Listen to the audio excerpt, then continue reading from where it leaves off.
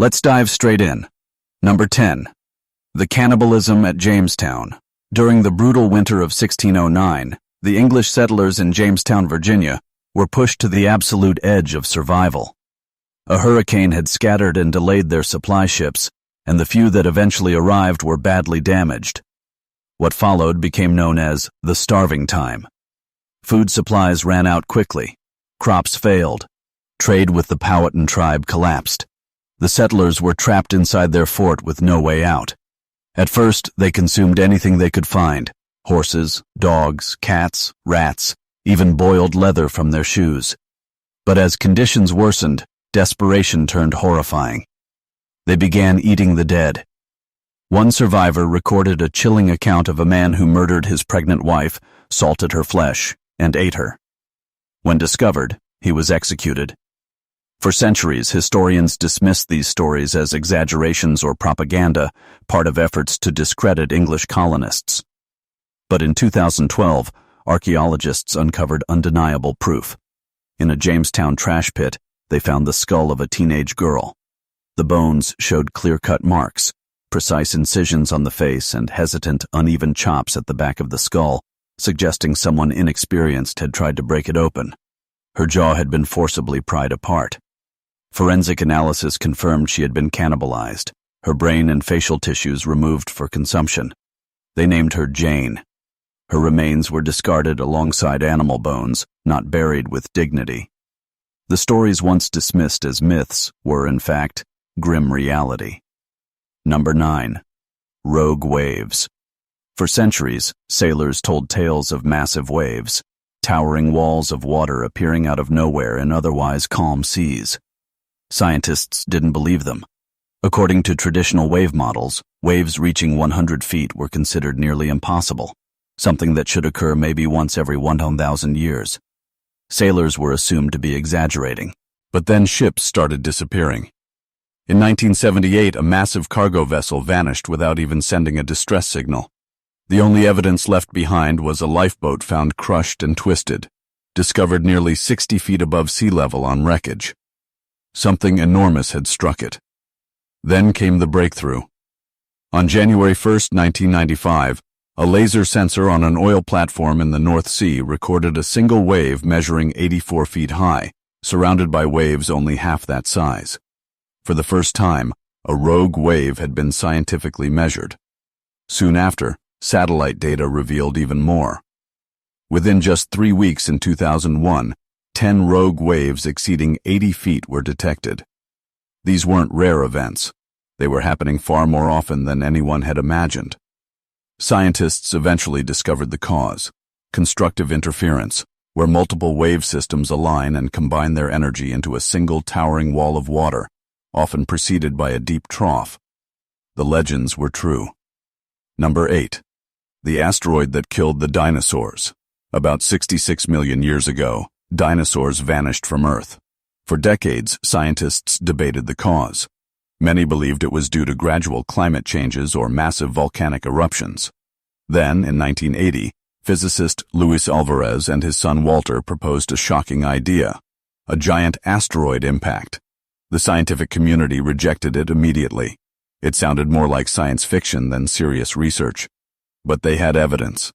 All over the world, scientists found a thin layer of iridium in rock formations dating back exactly 66 million years. This metal is rare on Earth but common in asteroids. This layer became known as the KPG boundary. Then, in 1991, the final piece of the puzzle was confirmed: a massive impact crater buried beneath Mexico's Yucatan Peninsula. The Chicxulub crater stretched roughly 150 kilometers wide. The asteroid that created it released energy equivalent to billions of atomic bombs. The impact triggered massive earthquakes, vaporized rock, and launched enormous amounts of debris into the atmosphere. Dust and ash blocked sunlight for years, collapsing ecosystems and wiping out most life on Earth. What once sounded like fantasy became accepted scientific truth. Number 7. Continents in motion. In 1912, Alfred Wegener noticed something strange. The coastlines of South America and Africa looked like they could fit together like puzzle pieces. He also found identical fossils on continents separated by vast oceans. His conclusion? The continents were once joined together in a supercontinent called Pangaea and had slowly drifted apart. The idea was ridiculed. Geologists dismissed it because Wegener couldn't explain how continents could move. Instead, they invented theories about ancient land bridges that had supposedly sunk into the ocean. Wegener's theory was labeled nonsense. He died in 1930, never seeing his idea accepted. Then, in the 1950s, ocean floor mapping revealed a massive underwater mountain range, the Mid-Atlantic Ridge, with a rift valley at its center. Molten rock was rising from beneath the earth, creating new crust and pushing continents apart. Wegener had been right all along. Number 6. The universe had a beginning. In the early 20th century, scientists believed the universe was eternal and unchanging. Then Georges Lemaitre proposed something radical, that the universe had a beginning. Using Einstein's equations and observations of cosmic expansion, he suggested everything once existed in a single incredibly dense point. Einstein admitted the math worked, but rejected the idea. Astronomer Fred Hoyle even mocked it, calling it the Big Bang during a radio broadcast, intending it as an insult. The name stuck. Then in 1965, two scientists accidentally discovered a faint background radiation coming from every direction in space. This cosmic microwave background was the leftover heat from the early universe. It was the echo of the Big Bang itself. Number 5. Jumping genes. In the 1940s, genes were believed to be fixed and unchanging, but Barbara McClintock saw something unusual while studying corn, patterns that suggested genes were moving. She proposed that genes could jump between locations, turning other genes on or off. Her ideas were ignored. For decades, no one took her seriously. Then, in the 1970s, new technology confirmed her discovery. These jumping genes, now called transposable elements, were found in many organisms, including humans. They make up nearly half of our DNA. In 1983, McClintock finally received a Nobel Prize. Number 4. You are part bacteria. Inside your cells are tiny structures called mitochondria, the powerhouses of life. But they weren't always part of us. Biologist Lynn Margulis proposed that mitochondria were once independent bacteria that entered into a partnership with early cells. Her idea was rejected repeatedly, but the evidence was clear. Mitochondria have their own DNA and reproduce independently. Today, her theory is a cornerstone of biology. Number 3. Infectious proteins. Stanley Prusiner studied a deadly brain disease that seemed to have no cause, no virus, no bacteria. He discovered that the culprit was a misfolded protein, something previously thought impossible.